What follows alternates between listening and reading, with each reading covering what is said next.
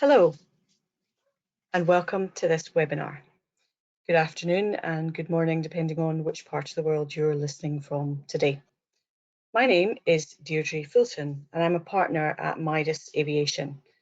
I'll be moderating today's discussion, and this is the latest in OAG's series of webinars about the impacts of the ongoing COVID-19 pandemic. Some of you who've joined us before, of course, will be familiar with the format, where we run through some slides and refresh some of the data that we've been looking at regularly. And then you have the opportunity to pose your questions to our panel. Talking of the panel, I'm joined today by John Grant, OAG's senior analyst, who's been tracking the impacts since the start of the coronavirus outbreak. And we're also joined today by Matt Colling, OAG's EVP of Product Management. And lastly, but by no means least, I'm pleased to say we've got Rick Seeney joining us today as well, who's the CEO and founder of 3 Victors, who are a data company who have developed an innovative travel portal website that we'll show you some snippets of later. So welcome to the panel. As we've done before with these webinars, we're going to use OAG's data and analysis to provide an overview really of what's happening in terms of air capacity and frequency at a global level and then regionally. And then we'll take a deeper look into some of the key country markets to try and understand to what extent there might be, and I stress the word might, a shift from crisis mode towards the start of recovery. We'll also take a look at cancellations data, and then we're going to take a bit of a look today at the impact of capacity changes of what seems to be a shift in airline planning horizons. And then finally, as I mentioned, Rick is going to share some travel search insights with you. After all of that, we'll hopefully get through that in time to allow some time at the end to answer some of your questions. We will try and answer them as we go, as we see them come in. So please submit them using the question box as they occur to you. And if we don't get anything, if we don't get the opportunity to answer them today, we'll certainly do the best to come back to you in the next few days. We'll send a recording of the webinar to everybody later today, so don't worry about missing anything. And we're also going to send a short survey today at the end of the webinar, so we'd really appreciate it if you could take a few moments to answer some questions, this time about your views on travel in the coming months. So let's get started. We have been showing these heat maps now for a number of weeks, and although we've heard lots of announcements in the last fortnight, particularly in Europe, about carriers resuming operations and planning their summer programs, we're not just seeing it yet across the global picture, are we, John? No. Hi, good afternoon, good morning, everybody. We seem to be waiting for the 1st of June, next Monday. There is a sense of the whole market from a global perspective being becalmed. We are seeing some growth in a few parts of the world, but everywhere we see a bit of growth. Some 12 hours later on another continent, we equally see a bit of a reduction in capacity as well. So we're still hovering around 2/3 of global flights compared to the same week last year not operating. And we do have those key dates in the diary that seem to be the focus of attention and the planning windows of the airlines. So next Monday, the 1st of June, and then watch this the space. middle of... Sorry? I'm saying watch this space then, next Monday? Exactly, watch this space. And then a couple of weeks later, there are some lockdowns being eased in Europe. Spain, Germany, Italy's already coming out of a lockdown, and we're seeing some of the major tour operators planning to recommence services from that date, and EasyJet actually starting some domestic services and a couple of international flights. So there's a sense of of just waiting and seeing. And of course, all of this is predicated on this horrible, horrible set of lockdowns, quarantines, confusion that has made it very confusing and difficult, just not only for the airlines but for travellers to have any confidence to plan forward. Until we sort that out, we're just hanging on, I think, waiting for things to improve. I think that's the real challenge, isn't it, John? So, we'll look later on at some search data. And, I think certainly the aspiration and the desire to travel is still there, but the current circumstances just make it really difficult. If you're still in a country where there are serious constraints on your mobility, the idea of even in the UK being able to travel to an airport is not something that's not yet possible. So I think it's hard when there's a really short-term window, particularly for this summer, Absolutely, across Europe to make absolutely. plans. It's And difficult. that's why we're seeing the Mm.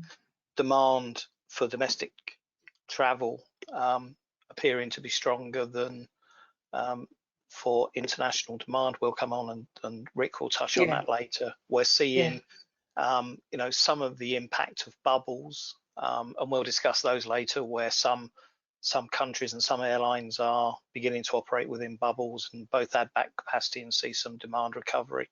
And of course, ultimately we are just at the mercy of that confidence being rebuilt. We've got ICAO publishing some guidelines this week. EASA published some guidelines last week around airline and airport protocols to handle COVID-19 and reassure travellers.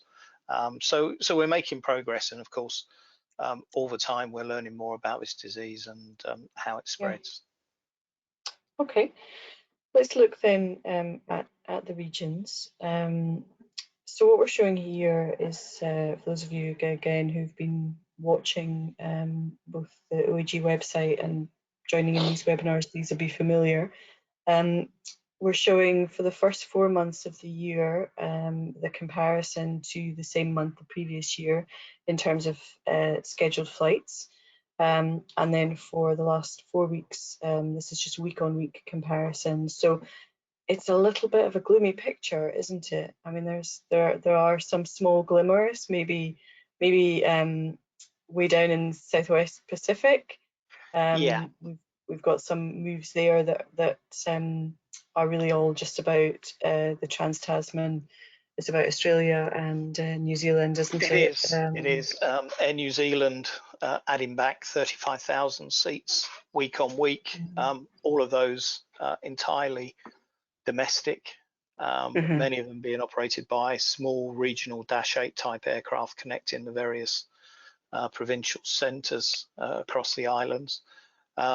So that and Virgin Australia add in, I think it was 10,000 extra seats, sort of helps show some signs of recovery, but particularly in that part of the world, Yeah, without yeah, international capacity being added back, there's yeah, not perhaps much more that can be added. I think yeah, Asia is a fascinating one because yeah.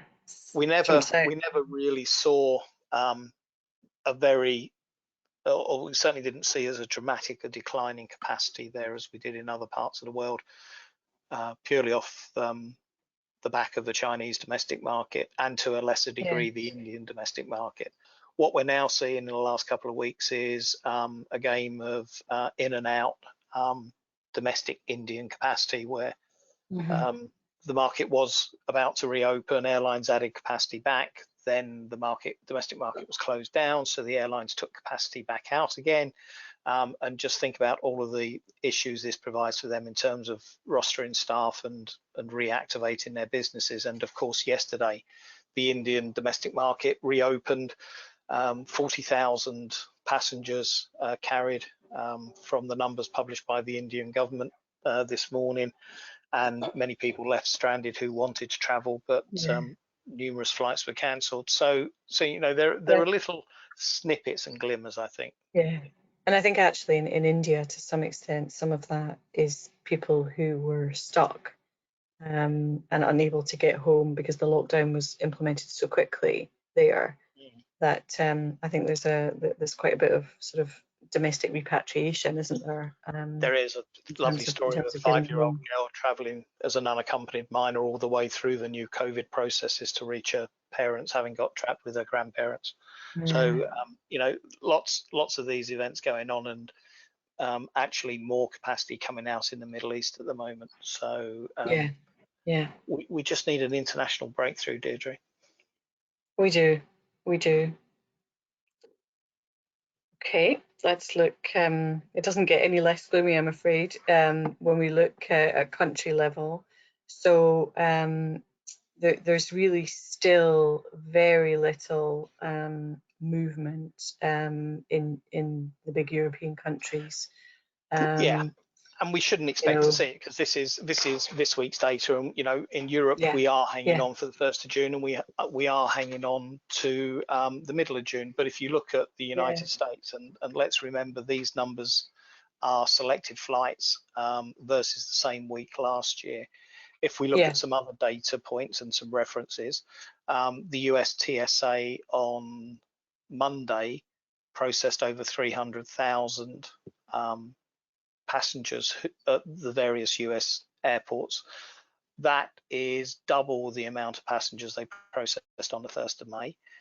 It's only 13% of what they processed on the same day last year, but yeah. we But are it's a seeing move in the quite a right rapid direction. growth. Mm. Absolutely. And we're beginning to see some flights with a bit more load factor and a bit more demand.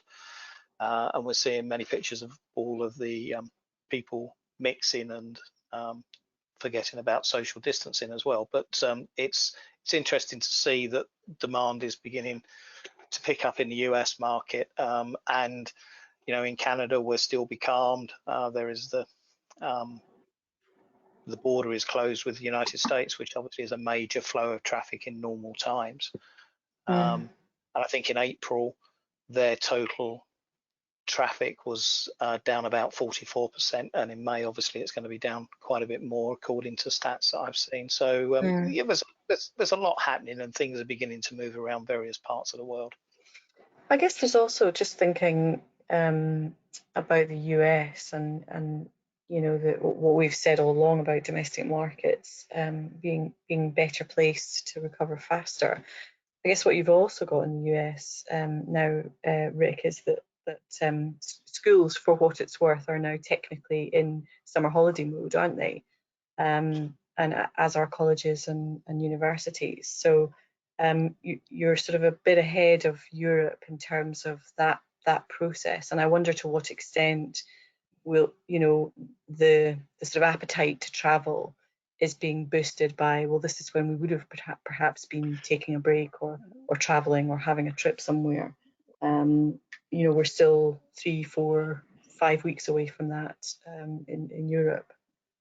Sure, I know on my side, there's a lot of pent-up demand to Yeah, travel. yeah, Just in my own family, I have a Gen yeah, Zer in my family who's already got 3 trips planned this summer to fly, mostly in July and August timeframe. So yeah, there's a lot of Gen Z. The millennials are a little more skittish. And but just generally, there's definitely some green shoots in some certain markets, for example, as they start to open up theme parks, beaches, and a variety of things. We've seen some, and we'll talk a bit more about that later in the presentation. yeah. Great. Okay. Um, let's move on to our next slide, which is just really the sort of visual representation of these big markets um, in the Americas. And it's kind of illustrates the point, doesn't it, really, John, that we're not really seeing it yet. Very slight potential here, but nothing yet really No, of any substance. no, and I think if nothing else, this for everyone should confirm that this is not a V-shaped bounce back. Yeah, This yeah, is not a U-shaped bounce back, and we're going to be looking at something that's a lot more of a lazy L, if not more. So we are just waiting. Of course, Mexico, in many respects, is completely and utterly going to be dependent on the United States, because a yeah, large flow of traffic and capacity exists between those two markets. In fact, all three of those, USA, Canada and Mexico, are completely and utterly interrelated. And when we see capacity begin to grow on one, I suspect we'll see capacity growing on the others as well. Yeah. Okay. Let's move on now to another slide that we've shown you before. We've sort of been tracking cancellation rates, particularly in domestic markets, and we held a webinar earlier this morning where we looked at the Chinese domestic market, where we saw, 2 weeks ago and prior to that, cancellations running much higher than the industry norm, which is about 1%. If there ever is going to be something like an industry norm again. China's domestic market is now down at sort of 9% for the last couple of weeks on cancellations. So it's encouraging to some extent to see actually that in the US domestic market, the cancellation rates come right down. Now that's because there's been a corresponding reduction in flights, isn't it? Matt, do you want to talk a little bit to us about this? Sure, I think that's right, Deirdre. And actually, to one of the questions we've had in from James regarding sort of late cancellations in the schedule as well. I think what you saw here, and people have heard me talk of this before, but for the first few months of this chart is the airlines wrestling with the challenge of getting control of the schedule and understanding which are the right flights to put on, and particularly obviously in the US, that obligation to operate certain routes under the CARES Act. It's taken them the month of April to get control and understanding of what that appropriate schedule is to operate, and then as a result from May onwards we can see that they have managed the schedule, and therefore the cancellation rates has come down because they're operating or scheduling the flights which they truly believe they will operate. And as I say, within the US market, that's I'm sure heavily influenced by the US CARES Act. What we're perhaps seeing in other countries, particularly in Asia, where the maybe an increase in scheduled flights coming back, we do anticipate this percentage of cancellations to creep back up again as the airlines look to come back in. But yeah, we've been tracking this, as you say, and it seems to confirm that it's been steady now for a few weeks, back nearer to normal levels. 2% is not is a little high, but not too much higher than a normal level. And you're absolutely sorry, Deirdre, in part to answer a question from Tessa about Italian capacity, why did it go up and why did it then go down? It relates to this whole issue that Matt's explaining around cancellations. In the case of Italy, Wizz Air put a lot more capacity back into the market, probably about a month ago now, and then ended up cancelling nearly 90% of those flights in that 1 week because the demand wasn't there. And it was a brave and bold move, but you can't put capacity back. And I think airlines, however optimistic they are, cannot expect to put capacity back in and then see people queuing at the gate lounge 5 days later. It just doesn't work. And Wizz Air are and will be a big scheduled airline operating to Italy once again. Yeah, so we're going to see, I guess, we've stopped going back out to January in these kinds of charts, but we would see that big fall and the sort of ups, peaks and troughs, I guess, as you come down. I guess what I'm hearing is we're going to see a similar picture on the way back up, aren't we? And we're seeing that to some extent in some of the Asian markets. Yeah, I think it's inevitable. Yeah, okay. Let's look now at, we mentioned at the outset that we wanted to talk a little bit about short-term planning horizons. It felt for quite a long time, and I'm sure you'll agree, Matt, as you and your team were racing to keep up on an hour-by-hour basis. It felt that we were in this very, very short-term planning window where in the crisis mode, where from hour to hour restrictions on international travel were changing.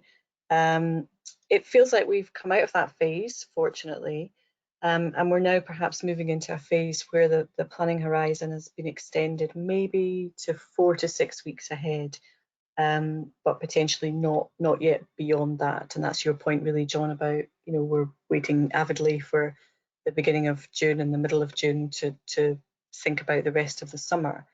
To sort of try and illustrate that, we wanted to take a look at the snapshot data that OEG has to just try and see if there was any evidence of that.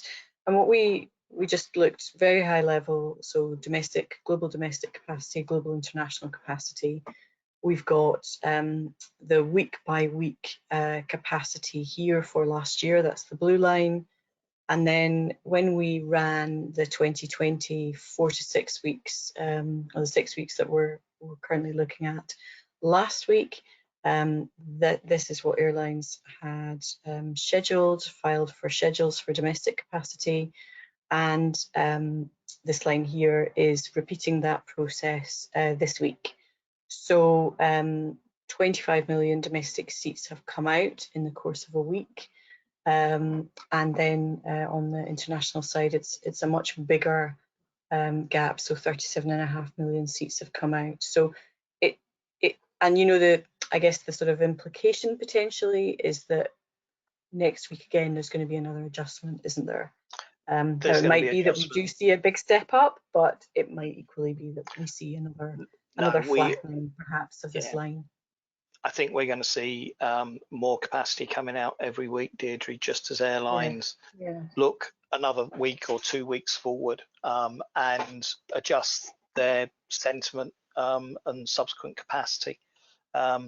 It's perhaps easier to keep capacity in a domestic market for a longer period of time because, you know, most city pairs tend to have quite high frequency service, so you can roll and consolidate flights across the day and protect passengers, many of whom will just be happy to reach their final destination. But in the international market, I think, you know, we will see more capacity coming out. So, you know, the transatlantic market for late June, July and August, I would expect us to see those destinations that have multiple frequencies operated daily, so the likes of New York, Los Angeles, San Francisco, Atlanta and Miami, perhaps seeing daily frequency reduced, while some of those single daily destinations, places like Austin, etc., I think we'd see capacity reduced from daily. Yeah, we haven't gone into that degree of detail, but we thought we'd take a look at the transatlantic capacity, and actually of that, so of the international figure of 37.5 million, there's about 7 million of that that's coming out on transatlantic capacity between the US and Western Europe. And you can see it's quite interesting to see. So the big players in the this is based on the same 6 week period last year. The volume of capacity operated, you know, not a surprise to anyone that it's the big three in the US and then the big European carriers. But actually, in terms of who has capacity, so in this slide, in this chart here, we're looking at the 10 carriers with most capacity last week and this week, and then the respective changes that they've made. You know, to unpick this a little bit, that sort of tells an interesting story, doesn't it? And it sort of supports what we saw in the domestic market about the right level, perhaps, of frequency in the US. I mean, the reality is there isn't much opportunity because of the lockdown situation in both countries at the minute. And the challenge we face, you know, for OAG in gathering the data, putting it into the systems and disseminating is clearly shown by both someone like Norwegian, who we're still chasing for updates. Now we know they're not going to fly any transatlantic services, and in fact will only be operating 7 Boeing 737s through to early next year. So all of their 787 and transatlantic flying is being removed. Mm. And similarly, there are other carriers where we suspect the level of capacity that's in there at the moment is quite likely to change. What is quite interesting, I think, is most of the US carriers are taking a slightly older perspective of the market and not adjusting capacity at this moment in time. Now that's very similar to what happened when we entered into the COVID-19 event, when the US carriers on the domestic market were a lot slower in their capacity reductions compared to the rest of the world. You may remember we showed some charts where they were lagging by perhaps 2 or 3 weeks in terms of activity. And the other really interesting dimension about this, which fascinates me because I used to have to be involved in these sort of things, is, you know, Lufthansa and United operate in a joint venture. KLM, Air France, Delta operate in a joint venture, as does British Airways and American and Aer Lingus. Calculating all of these capacity reductions and their cost and et cetera in those JVs is going to be a fascinating accountancy nightmare for someone in the coming months as to who owes who what and how much revenue was actually generated. Yeah, and how is that going to pan out? I think I think we'll be awash with those kinds of attempts to try and reconcile expectations versus reality, And, won't we? and you know, Jim Heppel has asked a very intelligent question for Jim Heppel, where he's saying what happens when a US resident returns from Europe back in the US. Well, as far as we know, they don't have to be quarantined at the moment. But of course, in 2 weeks' time, anyone arriving in the United Kingdom from the United States will have to be quarantined for 14 days, and that will undoubtedly suppress what demand we are seeing recover. There just you know, there just isn't a way that people can afford to be locked down for 2 or 3 weeks after they return from a holiday or a business trip. Yeah, I think many of us in the UK and beyond are still scratching our heads as to that particular blow for our industry. But you know, time will tell, I guess. I think that's the challenge, isn't it, with all of this? From a consumer perspective, it is, you know, as we see almost across all areas, so not just air travel, but you know, across the wider economy, as we see countries come out of lockdown, and we have that sort of experience of, yes, it is safe, or you know, yes, it's different and unusual, but it works. Then that boosts consumer confidence, doesn't it? And then it becomes a sort of cyclical thing. Absolutely, and not just confidence. You know, just the investment market generally. I mean, on the single announcement that Spain was going to open its borders for tourist traffic from the end of June or slightly before, I think, the TUI share price has increased 75% in 2 days. You know, so there's a whole host of factors and influences that take place and ripple effects when we do break through some of these log jams that are out there. Okay, let's look at the last slide in this particular segment. So we then we were just looking there at the 6-week period, really to the end of June, and I guess this is the sort of burning question, isn't it? So what we have here is the same data, so 2019 by week, but through to the end of the year this time. What was in the schedule last Monday for this year, and what's in the schedule this Monday. So this is just the part that we showed you on the slide before. But this time we said, okay, well, and I should caution that this is not a forecast or a prediction. It's merely a sort of speculative exercise. Although, John, I'm sure you like to make predictions, so maybe we'll get to that. It's an illustrative view. Yeah, it's an illustrative view where we said, okay, well, if we were to get to 65% of the global domestic capacity by the end of this year, and similarly on international, what capacity growth would we need to see through that period to get to that point? And the answer is 1.5%, which when you sort of look in the context of what's happening here and what we've been talking about, you could argue that was maybe pessimistic.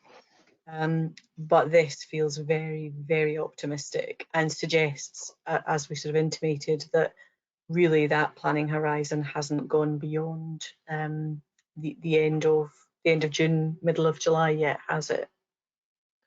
No, I don't think it has, and I think whilst the challenge in the domestic market may look more achievable to get to that 65% of previous years' levels, we need to remember that a large part of the gap we will need to fill will be predicated by international connectivity coming back into these markets. So a great example would be somewhere like Chicago, where both American and United at O'Hare have huge volumes of passengers connecting every day from domestic to international flights. And that domestic capacity, it may be operated, but it certainly will not be filled unless there is international connectivity to help it achieve its previous levels of volume. It's just, it's just not going to happen. And for some, I guess for some countries as well, that's a really significant piece, isn't it? In some cases, I think we were talking this morning, weren't we, about Vietnam, where potentially 30% of the domestic market's reliant on that international Absolutely. connectivity. I mean, it's no coincidence that they're now operating 700,000 weekly domestic seats, which is 70% of their pre-COVID numbers. There was actually just over 1 million weekly domestic seats in Vietnam, which is staggering in a very short period of time. But that's another story. But that 30% gap between what is being operated and what was operated, when you look at the MIDT and the booking data and you see the traffic flows, that corresponds very closely to the amount of international connecting passengers that were routing through Vietnam in one way or another. So it's almost like saying, if we can get international access and Vietnam is closed, although I've just heard that they've created an e-visa scheme for 80 countries on arrival in Vietnam, but there are still no international services operating. It's an interesting situation on the international capacity. It is not going to get back to the 50 million, and our forecast, or for illustrative purposes, of 30 million is a tough ask if you look and see where we are today and the moves we're making at the moment. And I think it's the lag, isn't it? It's whilst you've got and let's be realistic about it, Chinese outbound is is the significant market that can really shift this line, isn't it? But if they can't travel anywhere other than domestically or some close short-haul markets within Asia, then until we unlock that and until that connectivity works, we're not going to see that step change, are we? No, we're not. But it can happen very quickly. I mean, if we tracked for a consultancy project, I remember the growth in traffic from China to Thailand over a 3-year period, and it was staggering how quickly a market could be turned on once, somewhere like China, Ctrip, Fliggy Travel, and all the other travel distributors start working the market. They can create demand very quickly. I think and that's a lot of that will be business travel, but in terms of labour, so travelling north to south, up and down to Southeast Asia. So again, it's if the decisions are to get back to work, which maybe at a governmental level, then that could trigger a demand quite quickly, as opposed to building passenger confidence from a more of a leisure market, perhaps. Okay. Thank you for that, Matt. Let's move on to our next slide. So there's been quite a lot of press coverage about this idea of bubbles and corridors and bridges, which really originated in the decision to a couple of weeks ago now both New Zealand and Australia were ready to come out of lockdown, and floated this idea that they could have a trans-Tasman bubble because both countries had a close relationship and could be satisfied about how their respective countries had approached containment of the virus. They had low levels of cases. And so the idea that you could have a sort of free travel zone, if you like, between the two countries was mooted, and that quite quickly grew arms and legs, didn't it, into this idea that there were lots of other corridors, bridges, bubbles that could be generated. The Baltic states, for example, Canada, the US, and Mexico. I think what we wanted to highlight really was that actually, in themselves, none of these individual bubbles really are enough to kickstart the global aviation industry, are they? No, they're not. They account for, I think it's just under 50% of the market, and whilst it's a stepping stone to a recovery and it's helpful, it equally highlights, as much as anything else, the need for corridors or bridges between those bubbles, if just to sort of accelerate any growth. I think it also highlights the weakness, the current weakness of some of the big three Middle East markets, airlines and hubs, where they are totally dependent on international to international traffic, and particularly on an east-west fulcrum. It's very difficult for them to enter into these particular bubbles. So, at the moment, if you were to take Emirates as an example, and they were to secure approval to carry connecting passengers between various bubbles, it doesn't really give them the access to the markets they need to trade with sort of levels of frequency they've had in the past. And that's going to be the biggest dilemma, really, isn't it, for those types of markets which rely so heavily on connecting traffic. Yes, absolutely. Yeah. Okay. Let's move on now to our final segment before we get to some Q&A. I'm pleased, as I said, to be joined by Rick Sini from Three Victors. Rick, I'm going to hand over to you. Perhaps not literally, in terms of I've still got control of the mouse, but do you want to talk us through really just what the Travel Recovery Insights portal is about and how it evolved? Yeah, thank you. My name is Rick Sini. I'm the co-founder and CEO of a recently venture-funded big data travel AI company. Our big data comes from taking in over 1 billion searches pre-COVID, which is people typing into quote boxes and what they see back when they see the options to select. Of course, that's dropped pretty dramatically. We actually entered into a really exciting collaboration using our data and us doing some of the tech plumbing with the Boston Consulting Group and the Airline Reporting Corporation, who is one of the strategic investors in Three Victors, as well as our data. And the idea was to essentially create a project from scratch, starting at the tail end of March, get something out into the marketplace within a couple weeks. I think we had up to 20 some odd people on the project, put the lawyers in the closet, and create a tool that could sort of map the entire funnel, the purchase funnel, as you see from the left-hand side here. And by the way, as I go through these, that link that's shown on the slide there, you can actually click on it. It's publicly available.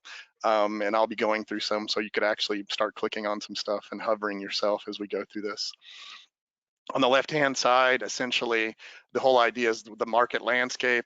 We just gone through 30 minutes of sort of studying the airline capacity, which is sort of the front end of this.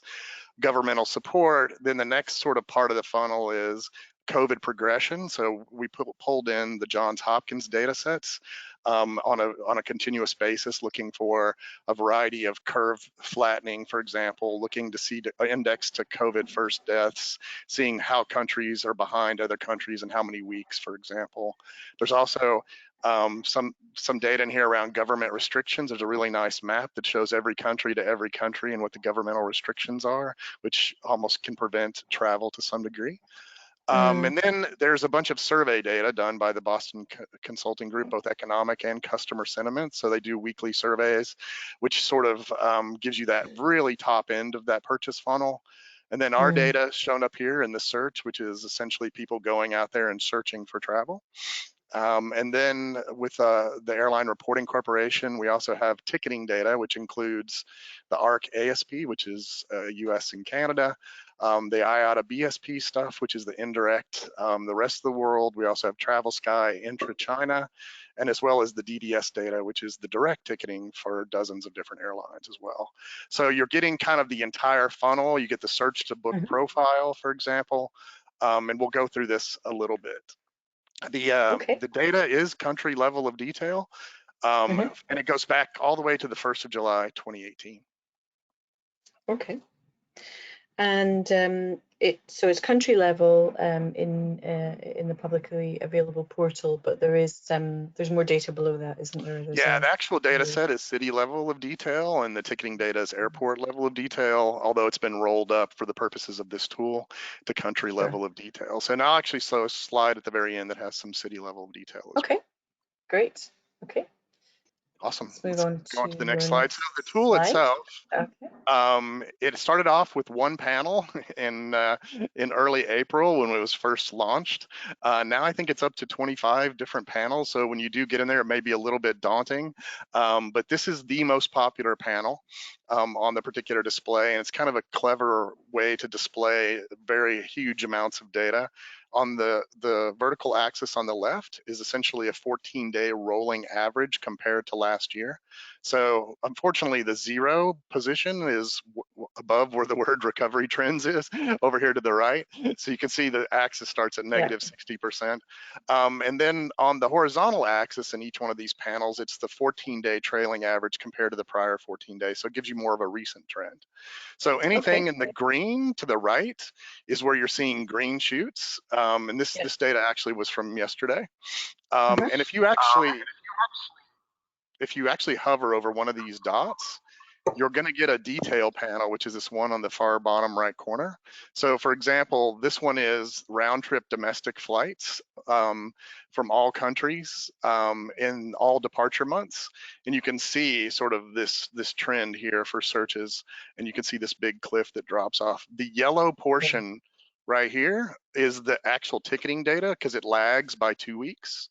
And then you could see the search data out here. So if you compare, for example, that number on the far bottom right, you can see it's slightly sloping up. That's good news for that particular one there. And if you compare it to the red bar, which is actually all the data that's related to this yellow is these red bars, it's actually got a little bit of a decrease, which is good news essentially in this case. So if you're going through this, you can click on any of these dots. If you want to hone in, for example, on Vietnam, I know it was just mentioned there, you can see there's some green shoots there, some green shoots in Italy, for example. And then you can also see, we blew this up a little bit just to see to see more clearly, didn't we? Yeah, and so you can see it's been grouped by travel month, and you can see, for example, there's a lot more, for example, year-over-year search increase, September 2020 and out, which is a little bit odd because generally you'd see it in closer in comparatively. But you also see April and July. So, you know, June and those are more to the left-hand side here. So those are having more struggle. And again, as you might expect, round trip domestic in this third panel and one-way domestic are doing way better than international. A lot of that has to do with boundary closings and quarantines if you come back, for example, and skittishness, for example. Yeah, I think instinctively you'd expect this. I'd expect this to be further out. I guess, you know, probably partly based on my sort of, you know, European perspective that is, let's forget about this summer, you know, but actually our next holiday period might be October, and but you don't know what's coming. You don't know what's coming in September. You don't know what's coming. That's it. It's the uncertainty, isn't it, that we're seeing really here. And that is the whole thing about confidence. Whilst there's a few people who said that they can't connect to the BCG link. I think you might have overwhelmed it. Okay. either been overwhelmed or they've fallen foul of our sneaky plan to make sure no one leaves the webinar until the end, when we will Yeah, release the real link. that's really what it is. Yeah. Yeah, we'll check it and get it sorted out for you. Of course, we want. Yeah, we're happy to help out. There's actually one under username and password as well, which has got more bandwidth. Actually, the publicly available one is on Tableau Public, which is limited in its capacity. So I think we probably burned out a few of the Tableau servers there. All right, but Yeah. we'll make sure meanwhile, that pay attention to the rest of the webinar is what we're doing. well, I'll dive into these. I actually did these slides late last night, and actually the new version, which is posting later this afternoon. So you're getting kind of a preview here this morning of some of this newest data that's rolling in. So if you want to go to the next slide, we'll take a look at a few countries. Sure. So for example, let's just take a look at the United States. So again, on the left-hand side, short term, it's down 4%. That's certainly not great, but it's not terrible. You can see it's at negative 67% from a year-over-year perspective, approximately. And so in comparison, that's probably pretty good. If you hovered over the United States, you'd see these graphs over here on the right that'll pop up. And you can see from a search perspective, there's been a little bit of a dip here. So, and then a little bit of an increase, for example, for round trip domestic. So overall, international down, domestic up, essentially. And that's, you can see this very clearly over here on the right hand. You can see round trip domestic much higher, closer to negative 40 some odd percent. And then the round trip international and one-way international down here in the lower left-hand corner. So it's a really, we actually went through about 7 iterations of this. And you'll see the other panels where we have other ones around departure month, but this is a pretty clever way to kind of see things and dig into the data. Okay. If you go on to the next one, yeah. So I think I added a couple Western European. So here's, for example, Germany. Again, it looks very similar, sort of on a week over week, 2 week over 2 week basis. On short-term trends, just slightly down, not terrible. Again, it's got a long way to come from a year-over-year perspective. You can see June actually starting to spring up here on the right-hand side, which is way different than US, for example, where it was mostly September, for example, that was closer. And you can see less about the outer months, at least on the short term. So those are down a little bit, but high overall. So again, close-in bookings and, you know, fall, Christmas time, winter time bookings, for example. And then again, the interesting thing here is that the domestic markets are from a week over week getting better, but international and domestic kind of sitting the same thing year over year at the same level. So, and then again, over here, if you look at the graphs on the right-hand side, you can actually hover over each of those line items there, and you'll actually get information around those items as well. So this is probably one of the richest tools I've ever created for data visualization. So. And I think what's interesting here is you can see how various countries are responding to and coming out from COVID-19. And we've made this point repeatedly, no two country markets are going to recover in the same shape or fashion. So, you know, I think it's extremely valuable from that perspective. And no, there's no doubt. As you dig into the data, we have a lot of reporting around all this to show, you know, a variety of automated ways of detecting when green shoots are starting to come in. And no one market's the same. I'll give you an example. On April the 2nd, there was a 1-day sale from the United States to Australia, where the price went from $680 down to $370, and it generated 10,000% increase in demand almost instantly. Wow. And interesting. And by the way, congratulations to everyone who's asked a question and has worked out that if you could put a capital B, a capital C, and a capital G into the web link, you do actually get through. So it works. It does work. Yeah. Interesting. Got it. Okay, good. I've got one more market to look at, haven't we? Yeah, so I think I picked another one. I think it was Spain. And again, this one's sort of a nicer tale here. So in the short-term window, it's in the green. Long-term window, a little more complicated. And again, you can see here, tail end of summer, early fall is where people are shopping, right? And again, this one I actually limited to be domestic in this case. So this again, as you start to filter and segment the data, you can kind of see what's happening in these particular cases. And again, go ahead. Yeah, Spain is a really interesting one, Rick, because there was two really hot spots in, Madrid and Barcelona, but the Balearic Islands, for instance, were not as severely impacted.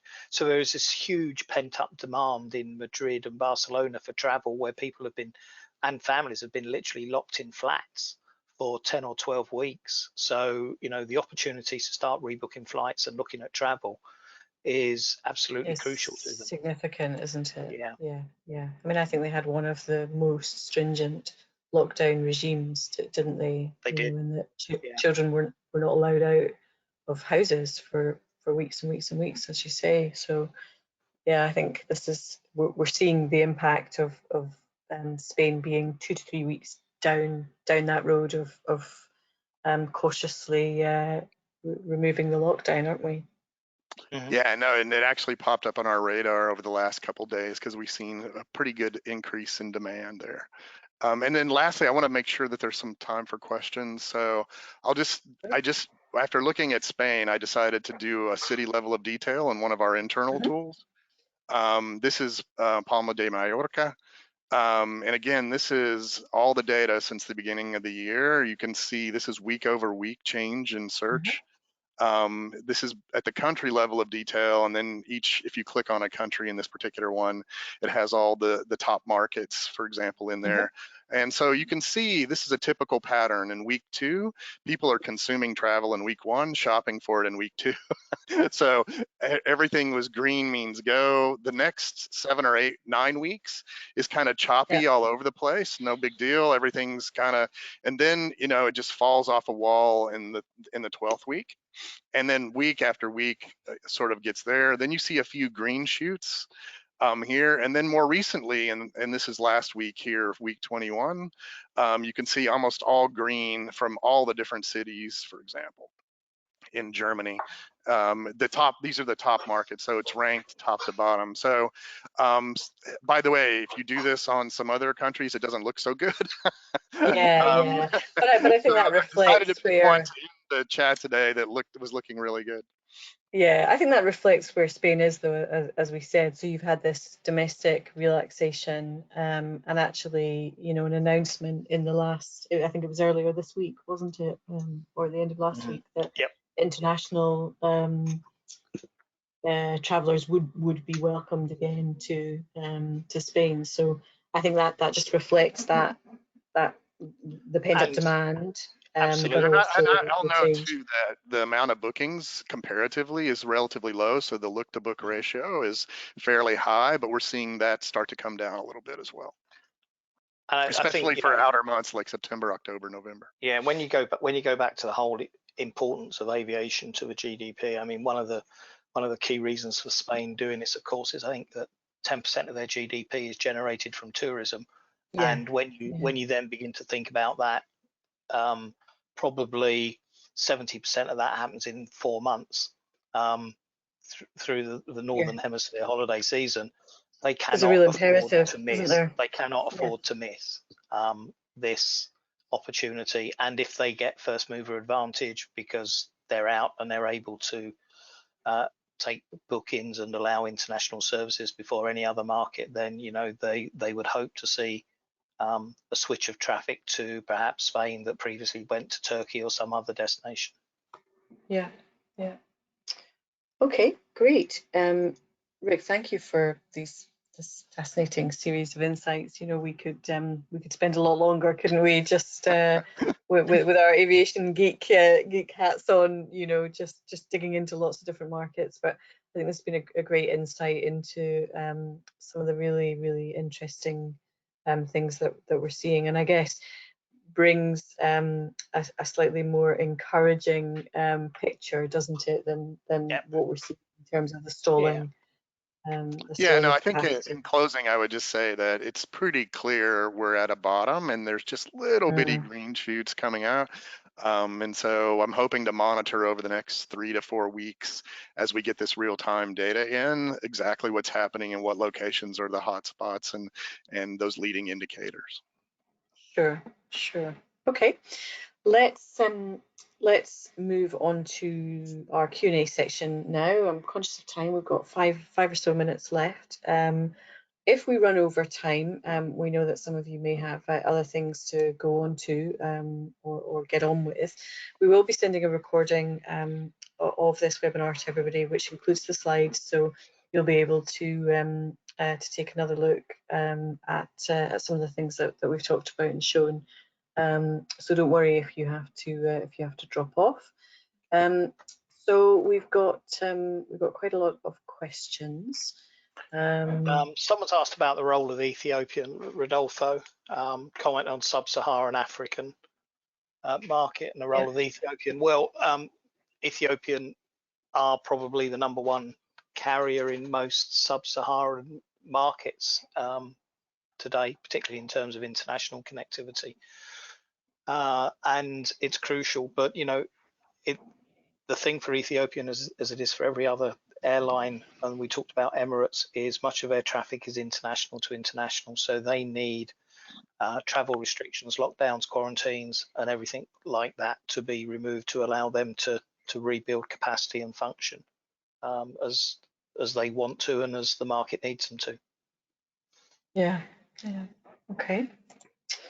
What else have we got? An interesting question here about the European market. So will its reliance on, we've talked about this quite a number of times, haven't we? So the reliance on international travel in terms of European market, we're going to see a slower recovery, aren't we? You know, combined with quarantine and Yes, we the are. and the sort of mismatch there.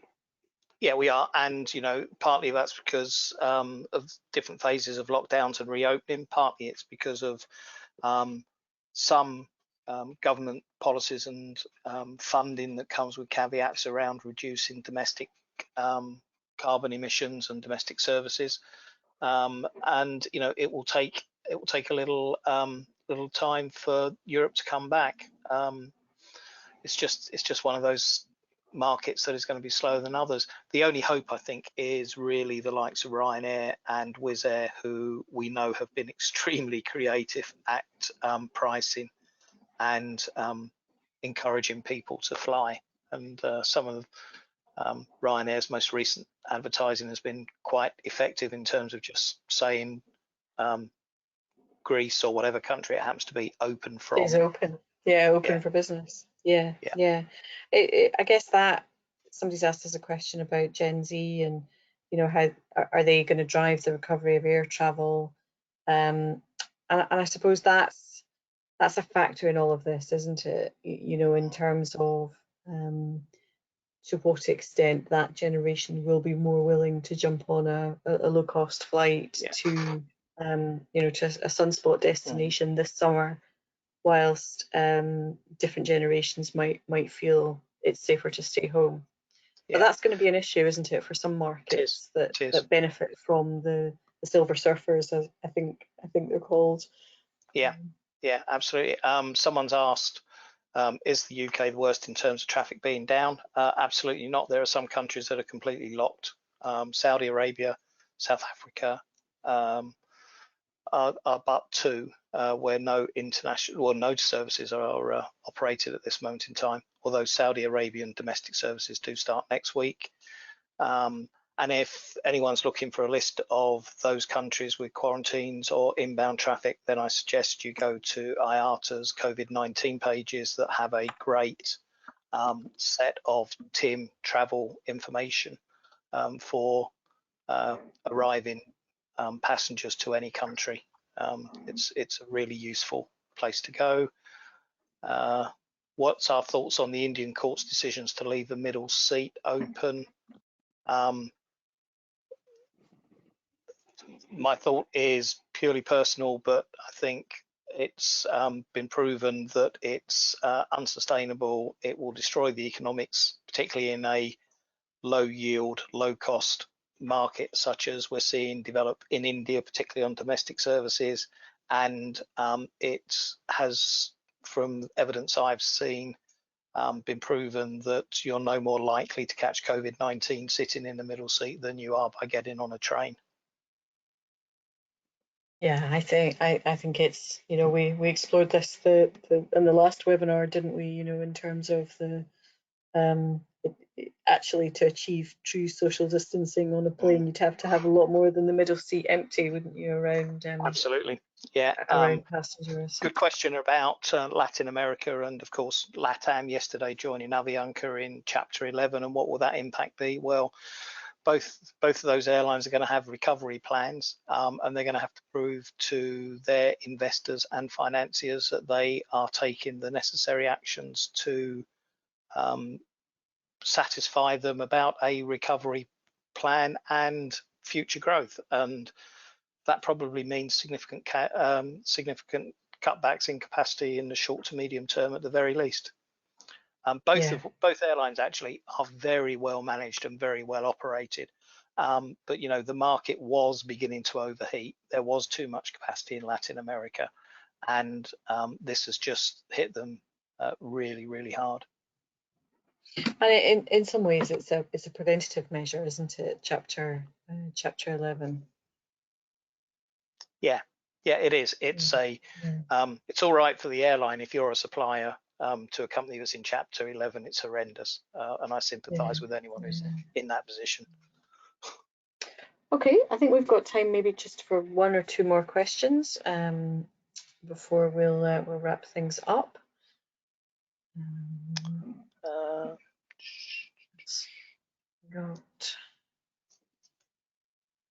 When do you see the main recovery in air demand, and how does it compare to 9/11 and other similar events? This is much of a deeper event, and it's going to take a long time. Deirdre said our 65% figure for the end of the year was for illustrative purposes. It's also gaining ground as a sort of a consensus perspective that it's going to be about that 65% mark in terms of capacity rebuild, and probably less in demand. And we will still, I think, by April, March of next year, not have seen a complete recovery. It's probably going to take us 18 months, probably to the end of 2021 at the earliest, to really see the confidence and the recovery that we'd all like to see in the industry. Yeah. Okay. Any parting thoughts from the rest of the panel? Rick, anything you'd like to say in wrap up? Well, yeah, I mean, I think there's tools out there in the marketplace to help monitor folks, and those tools will be out there for the foreseeable future. So please take advantage of those while they're out there. We locked the lawyers in the closet before, but they're coming out now. So we'll see how that all goes over the next several months, but please take advantage of that. If there's any other questions, I'm happy to have myself or my team answer questions. We've been taking literally hundreds of questions, so please feel free to send me a note at rick@3victors.com. Okay. John, any final thoughts from you, or Matt, anything from you? No, I just think we just got to wait a couple of weeks, and you know, we're beginning to see some shoots of recovery, doors opening, capacity growing. Let's hope it continues. Okay. No, nothing from me. Thanks, Deirdre. Okay. Just thank you everyone for your time and listening into the webinars. Yeah, well, thank you to the panel for joining us, and for the fascinating as ever insights. That really is all we've got time for now today. If we haven't managed to answer your question during the webinar, we'll do our best to get back to you in the coming days. And as we've said, you will be able to access a recording of the webinar later today. Just a quick reminder, we will be sending you a very short survey after the webinar to get your feedback, really on your sort of personal views about your willingness to travel. So we'd really appreciate if you could complete that. And thank you all for attending, listening, and for all of the interesting questions. If you want to keep track of any of the pieces of data that we've been regularly reporting on, you can sign up on OEG's website for regular updates from the COVID-19 page, and also sign up to the OEG blog, where you'll get regular insights from the team. Thanks again, everybody, for listening, and we'll catch you on the next one. Thank you. Thanks very much, everyone. Thanks. Bye.